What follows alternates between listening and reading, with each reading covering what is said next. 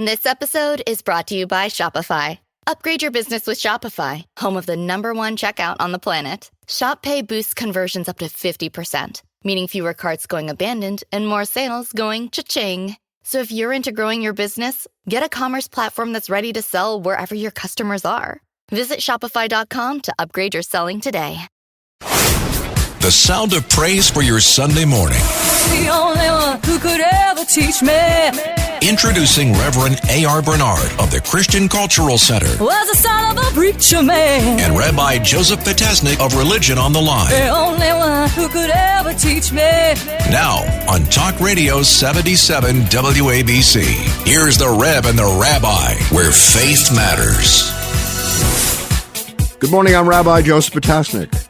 And I'm Reverend A.R. Bernard. Reverend, I didn't tell you, but I went to a certain reunion of mine, high school reunion. I won't tell you what year, but to give you an idea, I was talking to a woman there, and as I was walking away, I said, by the way, what's your number? And she said, 120/60. Now, when that's the response you give for what's your number, Wait a minute. you know you're at a certain age. Anyway, we have Sukkot, Tabernacles, coming this week. And here we are asked to dwell for the week in a hut, in a very fragile hut. Matter of fact, we often say the Messiah will come, or in your tradition, come again, and teach the world to live in a sukkah. So it's a very, very special holiday, a holiday of happiness. Happiness is found. Wait. In a hut. You're asking me to live in a hut and be happy? Yeah. Get rid of all my technology and all my advancements? Yeah, get rid of all the security, all the codes. You know what? What is that supposed to remind me of? It reminds us that it's the simple things in life that often are the most meaningful. Our kids will tell us that when we did the very simple things, took them for a walk and explained, nature to them, those are the most memorable moments. Not all the toys and all the gifts, but the simple things, the relationships that we built over the years, that's what matters most. That's what Sukkah is all about. You invite people into the Sukkah and you say, when we can trust one another, when we can respect one another, we can live even in a fragile hut. I like that. So it's not literally into a hut. It's just the idea. Yeah, it's a fragile dwelling. Have you seen the Sukkah? It's a very, very temporary booth.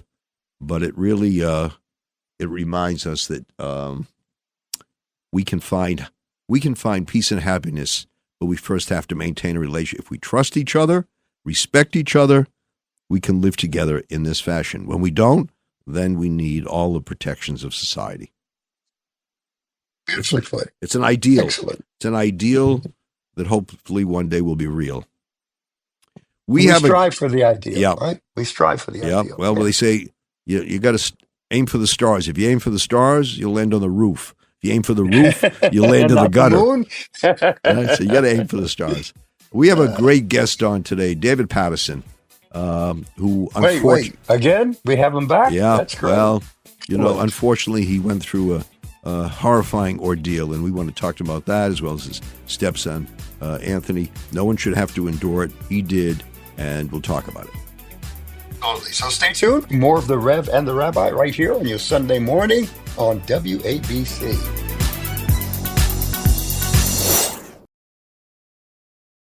This episode is brought to you by Shopify. Upgrade your business with Shopify, home of the #1 checkout on the planet. Shop Pay boosts conversions up to 50%, meaning fewer carts going abandoned and more sales going cha-ching. So if you're into growing your business, get a commerce platform that's ready to sell wherever your customers are. Visit shopify.com to upgrade your selling today. Imagine what's possible when learning doesn't get in the way of life. At Capella University, our game-changing FlexPath learning format lets you set your own deadlines so you can learn at a time and pace that works for you. It's an education you can tailor to your schedule. That means you don't have to put your life on hold to pursue your professional goals. Instead, enjoy learning your way and earn your degree without missing a beat. A different future is closer than you think with Capella University. Learn more at capella.edu. At the UPS Store, we know being a small business owner means holiday time is still go time. Still get those orders shipped time. And still re-up on stamps and supplies time. That's why this upcoming holiday, while others close up shop, we'll be open and happy to help you keep being unstoppable. Come into your local store today. Most locations are independently owned. Product, services, pricing, and hours of operation may vary. See Center for details. The UPS Store.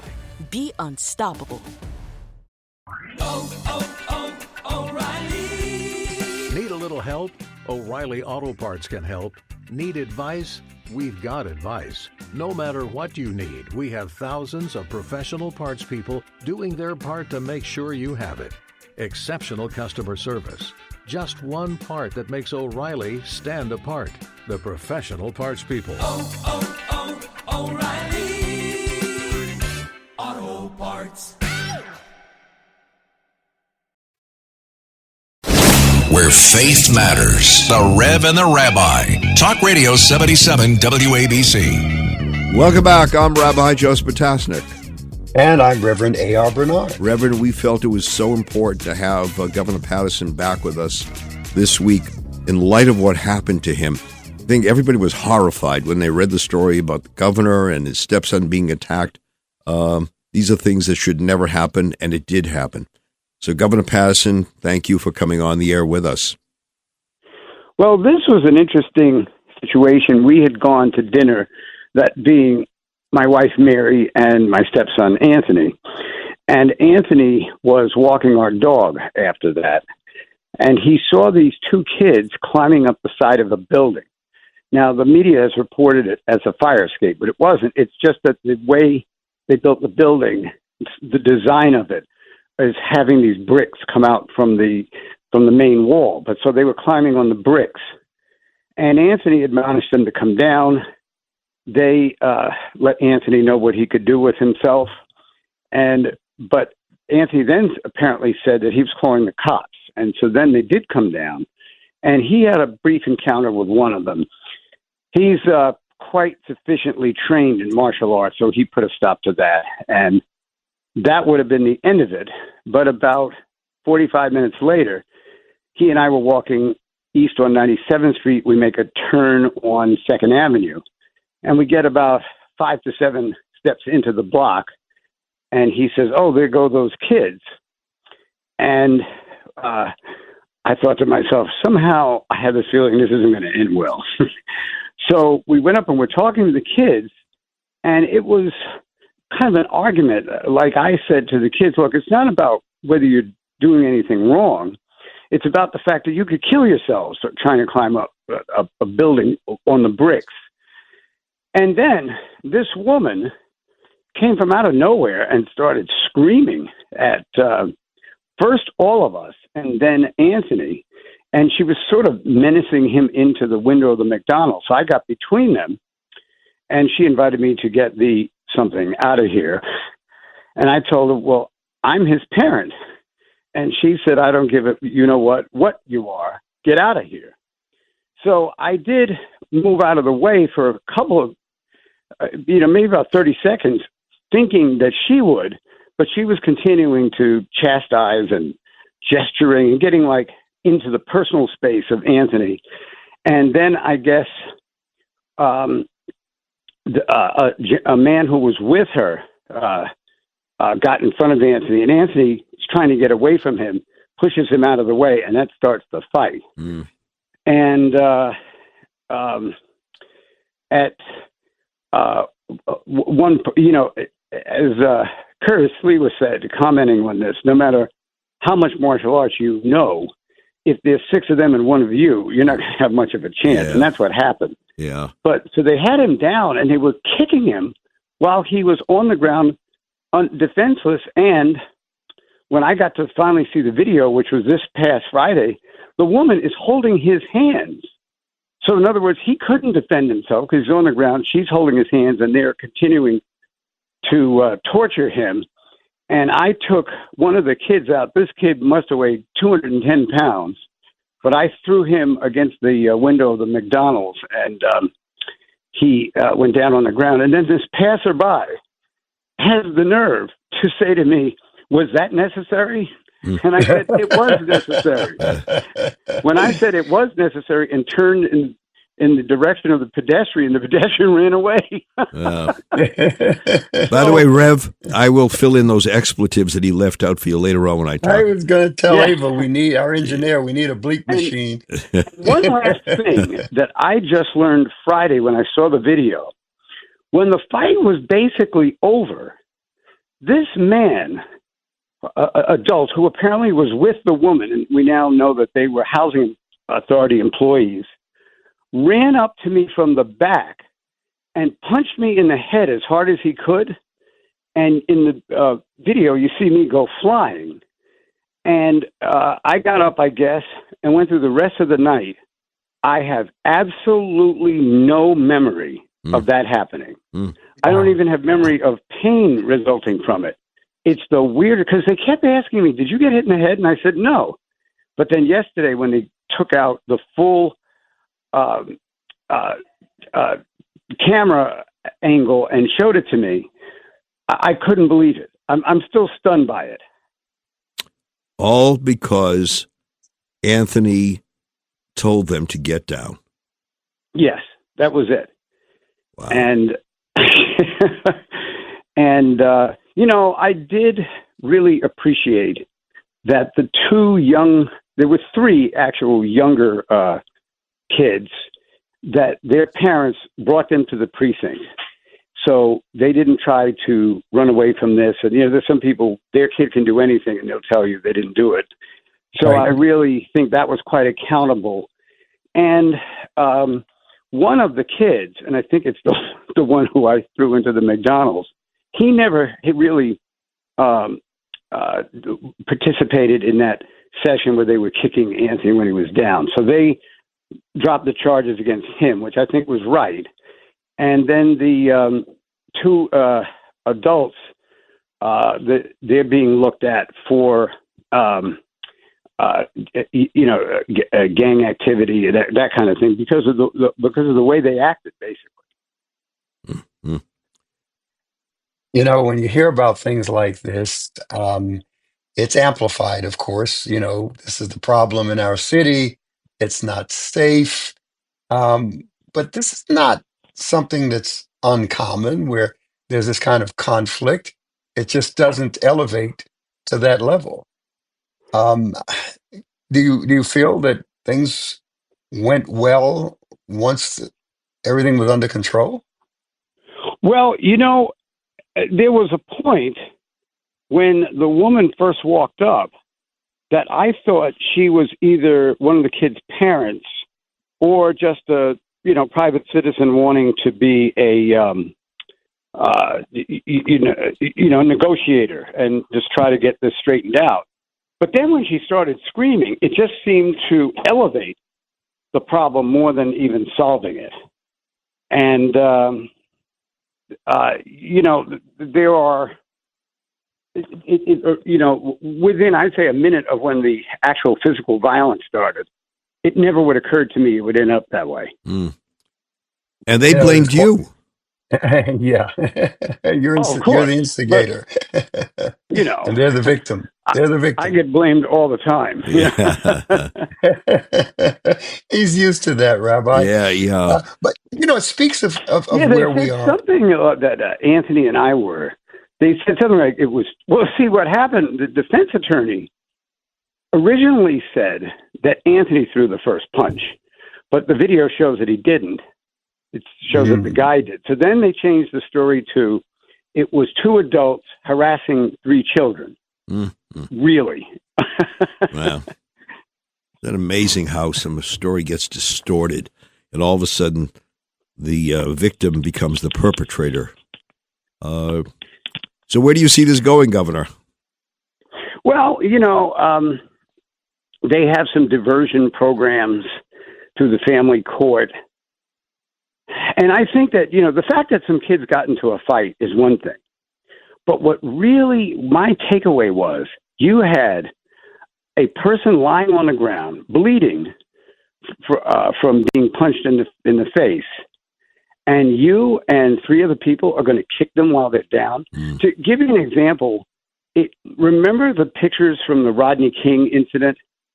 It kind of looked like that.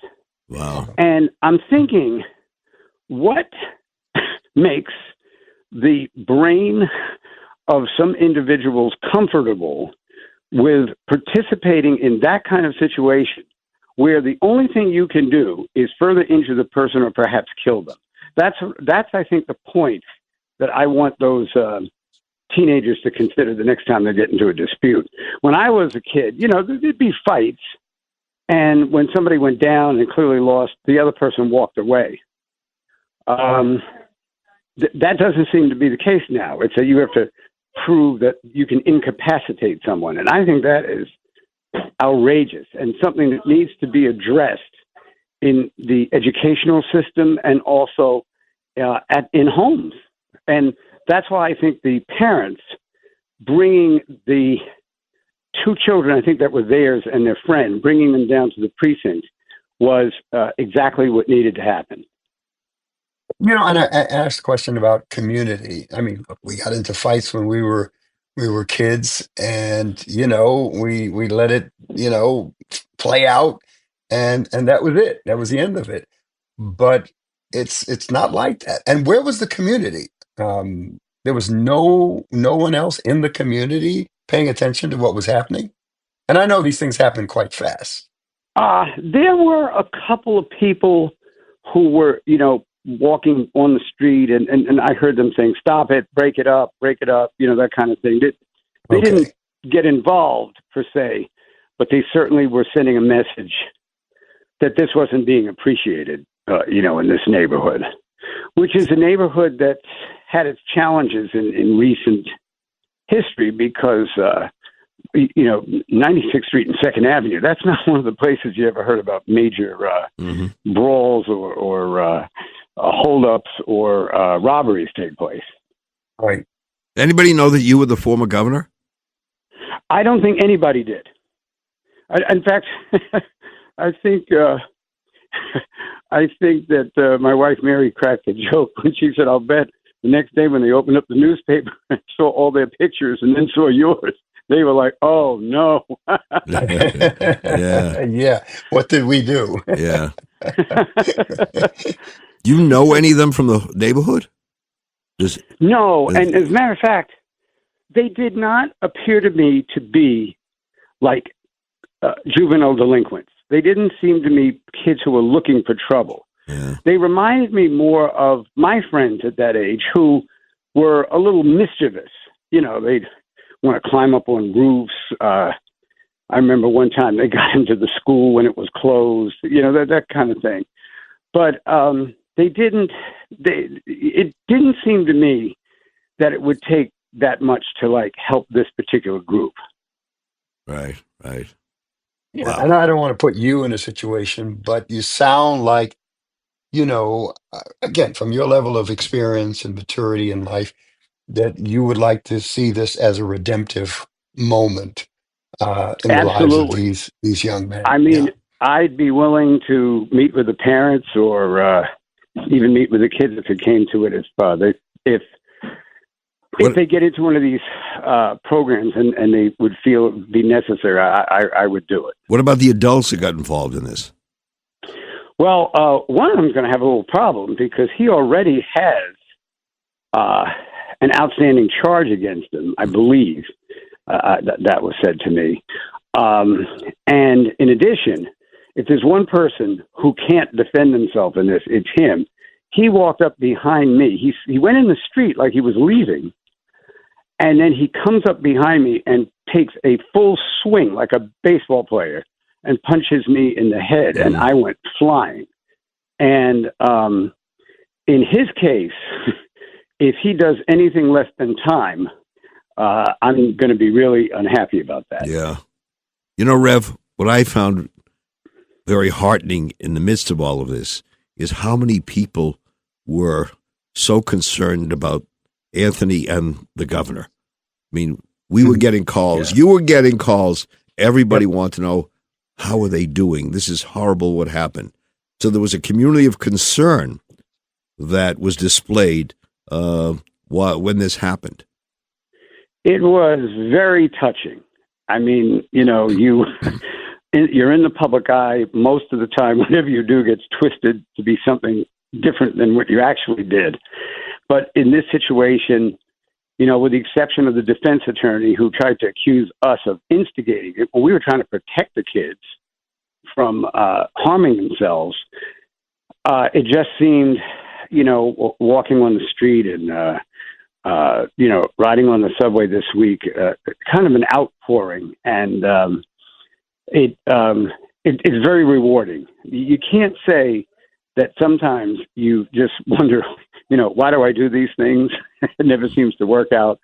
But this time, I think there was a real sense of humanity. Anthony has his challenges. I have my own challenges. And in spite of that, we were able to get through that situation without very serious injury. Wow. When I was a kid, there were eyes, what we called eyes on the streets. By the time my mom got home, she knew everything that happened. Because you got the local police officer, you got the neighbors. I mean, it's like they had their own network. You know what I mean? Wow. Yes, but it that was has a parents changed. network, That has and I think changed. that's been a dynamic shift where the parents' attitude toward the teachers, or even maybe the after school programs, is take care of my kids, but I don't want to hear about it. If they do something, don't tell me about it. Well, that sort of thing.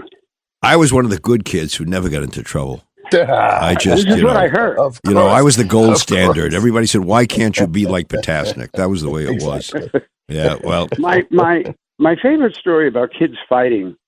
I was about early 30s. I was in the state senate, and I'm walking through my parking lot, and I see there's like 8 kids, and they're on top of one kid, and like beating this kid, and they're all like 10, 12, a little younger than the group the other night. So I go over and I start pulling them off of this kid. So now he's the last one to get up. When he gets up, he punches me in the face. oh, gee. So I looked at the other kids and I said, "He's all yours," and I ran away. Wow. All right. Let's go to a totally different area. Let's go to what's happening in New York City. If you were the mayor, if I give you that hypothetical, what stance would you be taking at this time? Well, one thing that is sort of interesting about this situation is there are a lot of people calling on him to resign, and we talked about that last week. But I had a conversation with my successor in the executive branch, Andrew Cuomo, and we came to the conclusion he can't resign right now, even if he wants to. And the reason that he can't resign is that the Southern District has not completed its investigation of him. They've charged him, but they're adding on to the charges. So if he was going to resign, which theoretically would save everybody a lot of time and effort, they would have to perhaps give him something. I'm not saying they would let him go scot-free or something like that, but he can't even negotiate because he doesn't even know what they'd be willing to give him. So as people continue to call for him to resign, they should think about that the more they mull that over. Now, I think he's trying to do the best that he can, but it's getting in his head. They said to him, 20 of your top people have left. He said, well, I have 300,000 employees. Now, that is just an unacceptable non-answer. You can't say that. I had 200,000 people, in the executive branch, and I probably got to know about 100 of them because you just don't interact with these people more than once a day. And so, I think that if he would continue to do his job as he is and defend himself against the charges, but he's, sort of blaming the media. I mean, he blamed the media for saying that his deputy mayor was leaving. He did that for 3 days, and then his deputy mayor left. And now there are issues with the police commissioner.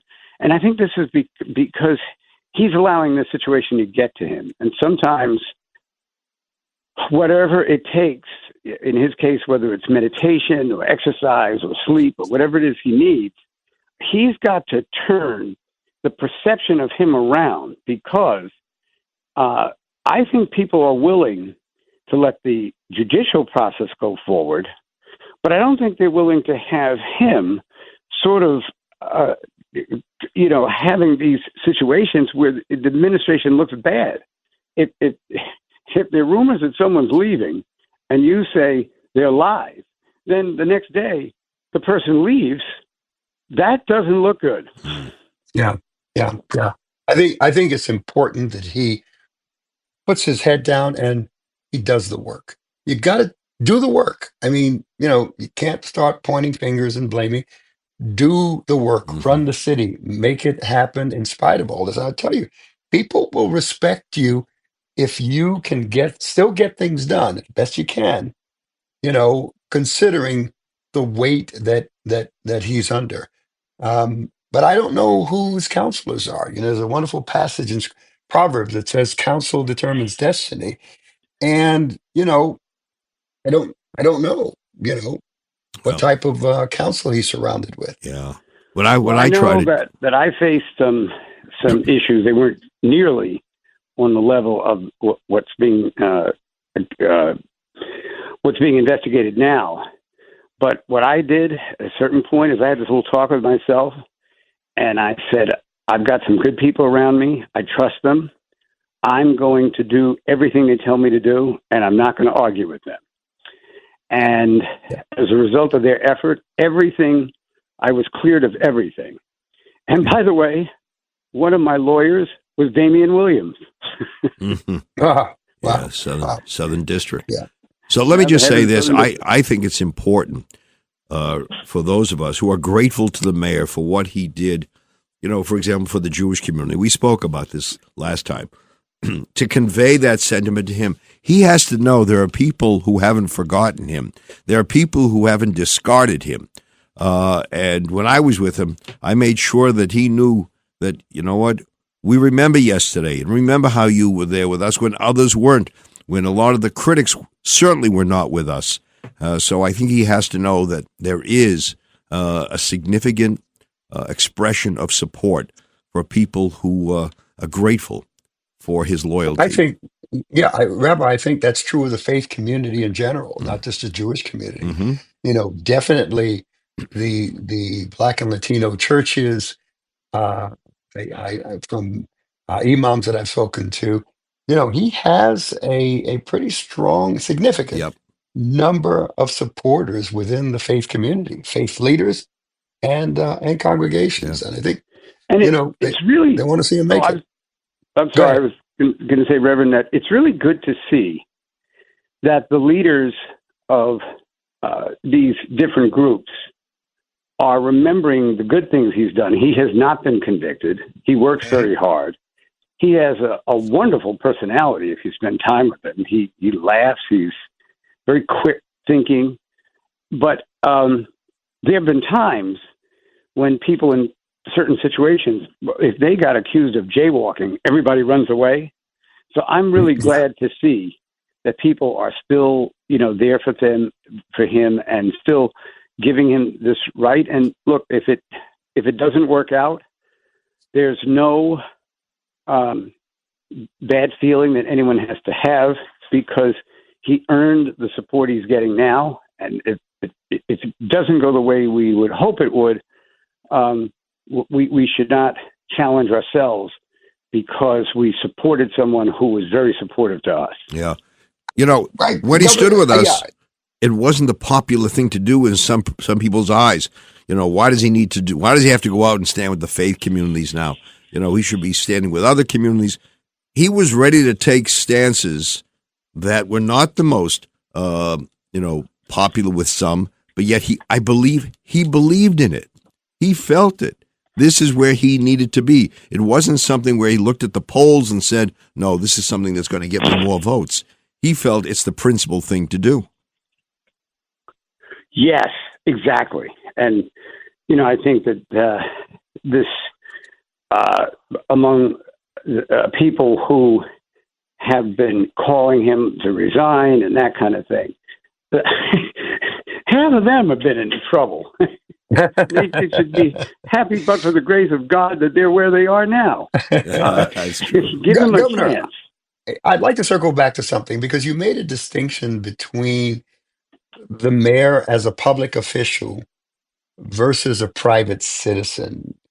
You are attorney, rabbi. You went to law school. Hmm. I was in finance, but so what is the difference in how cases are handled when it comes to public official versus private citizen? I mean, it goes all the way up to the presidency. With former President Trump. How do we have to wait to bring charges against him? Is what the legal system was saying. How does that work, Governor? Well, it works differently. So, for instance, when Mayor Giuliani was a U.S. attorney, back in the late 80s into 1990, he charged the minority leader of the New York State Senate, Fred Orenstein, with, I think, having no-show employees or something. I can't remember what the case was. And what they did is they went to Orenstein's office and they brought him down to be charged, and they handcuffed him. Now, this was a man who was in his 70s. I don't know how much damage he would do, if they just asked him to come down there. And people really, really didn't like that. Handcuffs have there's a reason to use them. You were trying to limit the individual who's being charged from trying to escape, which was not going to happen here. So that's one way where even the U.S. attorney felt the need to have the media picture of this arrest. Now, for the most part, I think that law enforcement has changed in that regard. It's not that they're saying that Eric Adams should get special treatment.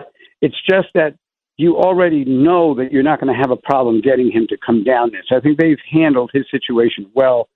His people didn't like that they raided the mansion the morning that he was arrested. That's probably in the middle. I don't know if I could take a position one way or the other. Maybe they were looking for something. But certainly the need sometimes for law enforcement personnel to be known as the one who made the arrest and that kind of thing supersedes the whole idea of what they're there for, which is law and order. They got the law part right, maybe, but they often waive the order because they're the ones who create this disorderly situations where you see the person coming in and 50 media people are around them, and it looks terrible. And it actually hurts the innocent from pleading their case. So it's not a settled issue, but I've always thought that when you can, you don't try to punish people before they've been convicted. Well, I think this is the media. It's specialized in some cases. The media seems to relish the gotcha situation. The media seems to, have this joy when they find someone who, there's something being said, and they direct it in a certain way that it kind of sways the opinion. This presumption of innocence has gone out the window.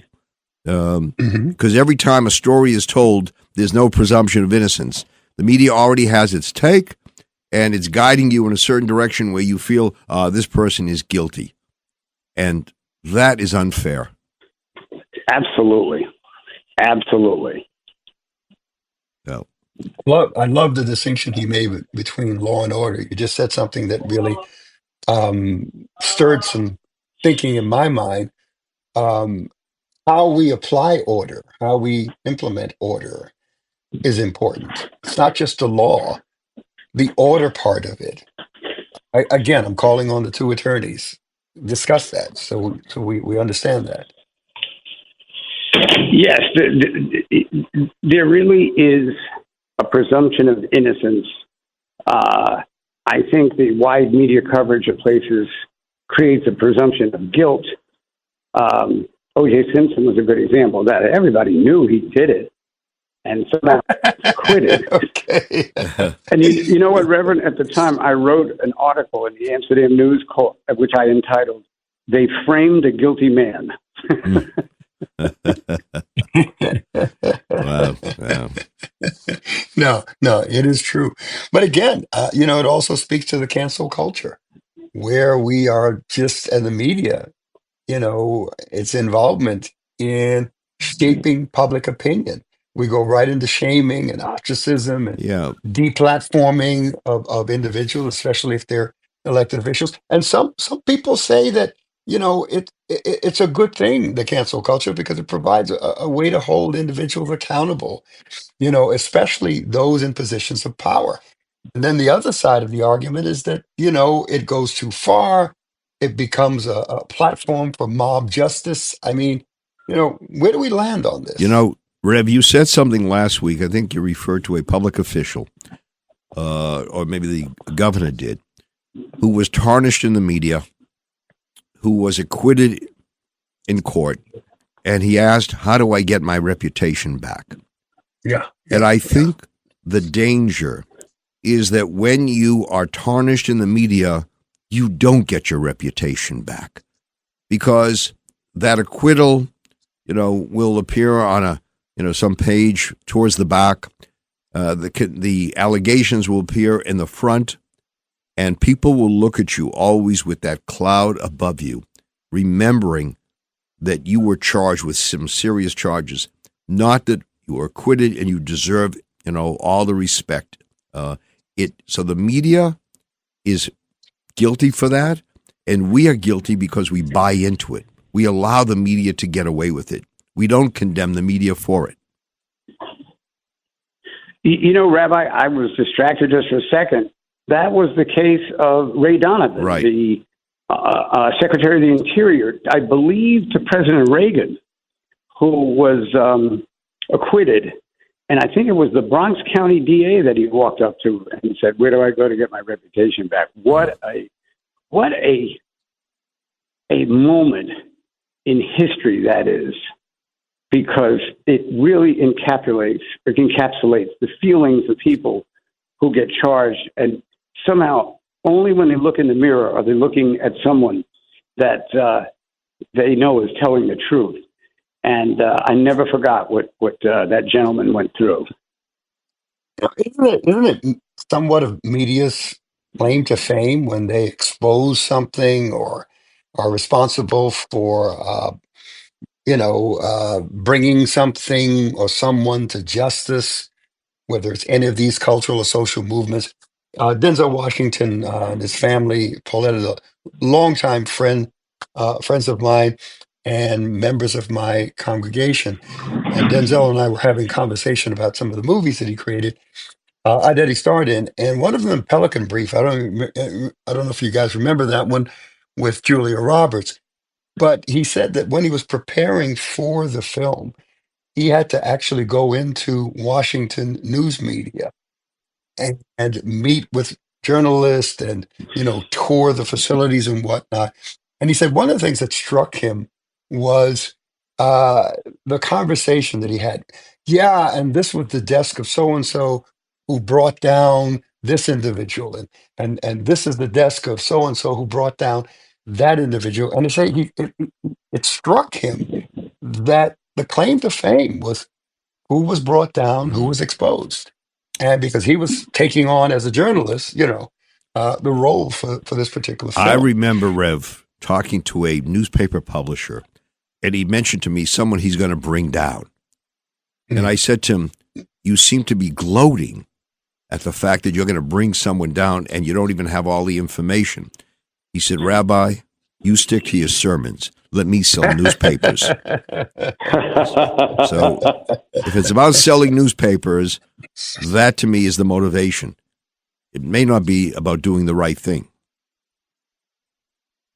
And it's unfortunate when we get to that place in life. One of the questions that I did miss with Governor Paterson is the use of video cameras.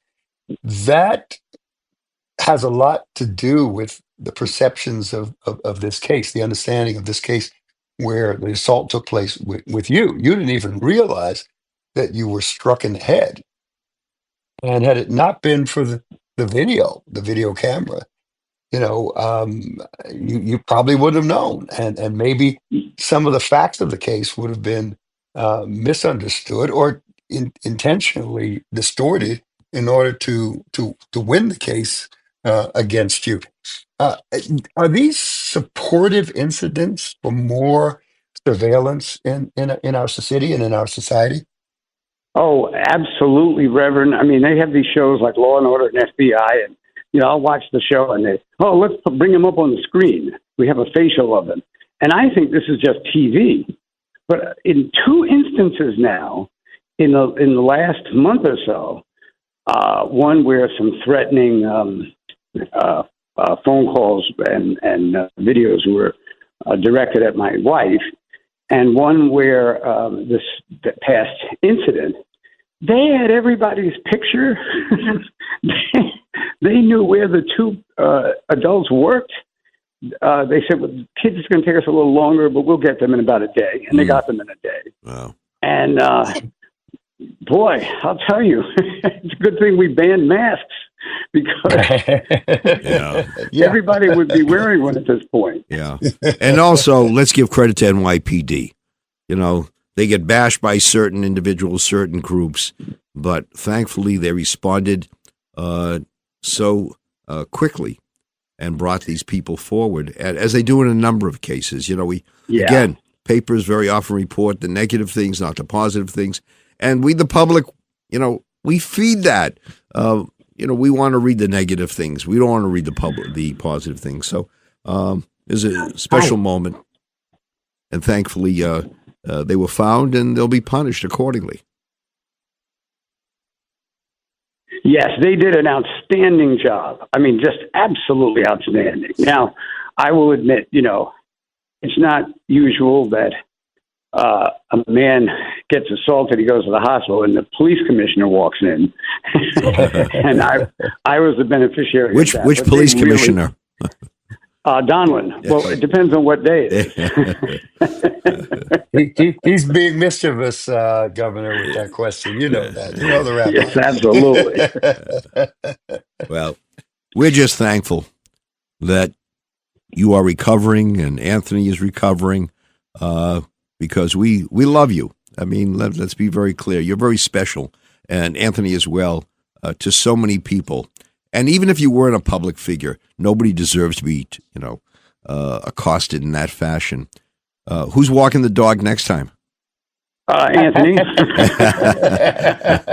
He's on his own. You heard that, Rabbi. He's on his own.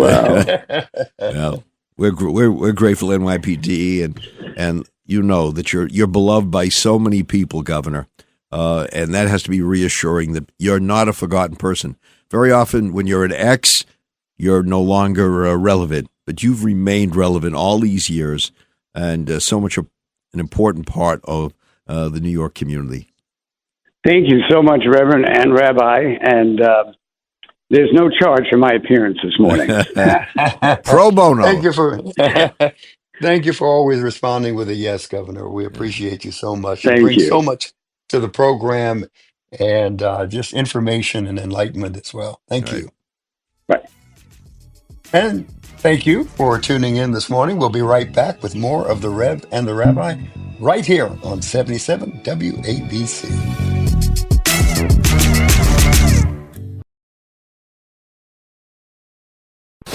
Reverend A.R. Bernard, Rabbi Joseph Potasnik, the Rev and the Rabbi. Talk Radio 77 WABC and the all-new WABCRadio.com. Welcome back. I'm Rabbi Joseph Potasnik. And I'm Reverend A.R. Bernard. Rabbi, I made it through. My voice was holding up. A little bit of a cold this past week, but I think we made it through a great interview with our governor. Let me use the same description, because I'm suffering also. I could blame you in this generation where we have to. We need someone to blame to feel good. Virtual contact gives you a cold. Okay, I'm guilty. Yeah, Marjorie Taylor Greene would say something like that you can get a cold, even when you talk on the phone. Wait a minute. Don't tell me that you think the hurricanes were caused by the Democrats. Well, she said, she didn't exactly say who, but she said, they did it. So I didn't know that you could manage hurricanes that way, but I think the if there's anything good about all of this, nobody takes her seriously. Well, she does have a constituency, but as far as the rest of the party and the rest of society, I mean, they just treat her as a, ill-informed individual whose opinions should not be listened to in any fashion. I don't understand how she gets elected. Just foolish what she says. Just should be relegated to the corner somewhere.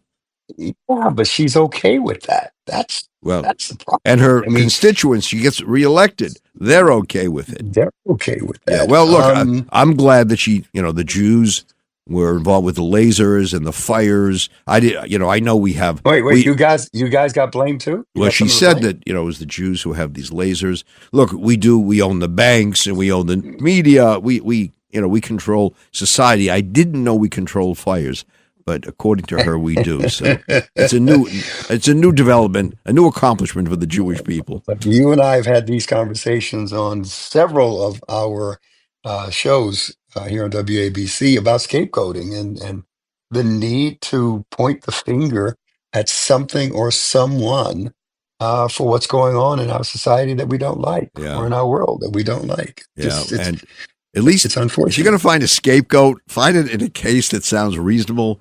And when you blames them on having lasers that create fires or create hurricanes, I mean, that's just stupid. I just want to say this. We Jews concluded Yom Kippur, and we speak of forgiveness and atonement. And in listening to the governor, he was very forgiving. Their kids, the parents brought them in. And I said, that says a lot. You get attacked, but yet you look at this and you say, well, look, we were kids years ago. We did foolish things, and parents took ownership of the situation, brought them in for punishment, and they should be given some consideration for that. It's interesting, Rabbi. Some people, as they get older in life, they are more forgiving because of their own mistakes that they've made. Mm-hmm. But then there are others that I find who've gotten hardened. They're even more critical of individuals. And I think it's important because we struggle in our society in the tension between punitive justice and I'll call it redemptive spiritually, but restorative justice is really the language that's used. And we've swung back and forth from the extremes in terms of how we do justice in our society. And I think that we shouldn't have to wait till things get so out of hand that we got to think about how we can punish people or become so slack with the law that now we have to think, in another direction. It just, we should find that balance that between the two. And we're not there. I mean, there is a frustration, very deep frustration, because we feel that there are people who commit crimes and are not receiving of punishment. They walk away from it, and then they do it again. You see the recidivism rate. You see what's going on in the city. So there's a time to be forgiving and there's a time to punish. And as you say, we got to find both. What does your faith tradition say about that? Punitive versus restorative justice. I think it depends on the circumstances. I think when people admit their guilt, when people show contrition, when people are willing to demonstrate that they will not do it again, those are important factors taken in consideration. It's not like we're looking to punish, in the most severe fashion. We're looking to do that which is right. And if a person comes forward and says, "Look, this is what I'm ready to give back in my own way. Please take this. When you think of how to punish me, we'll do that." It's not automatic that you get, a severe punishment without taking into consideration some of the things that you've tried to do. So an eye for an eye and a tooth for a tooth is not. Well, that's been so misinterpreted. An eye for an eye, tooth for tooth is compensatory. It's when you injure someone. Let's say someone loses an eye. What is the value of the eye? You lose a limb. What's the value of it? Not that you take the limb away. Not that you take the eye away. It's all compensatory. That has been so misread and misinterpreted, all because people don't look at commentaries. They look at the headline. They don't look at the story. Or the full text, Yeah. the context of the passage.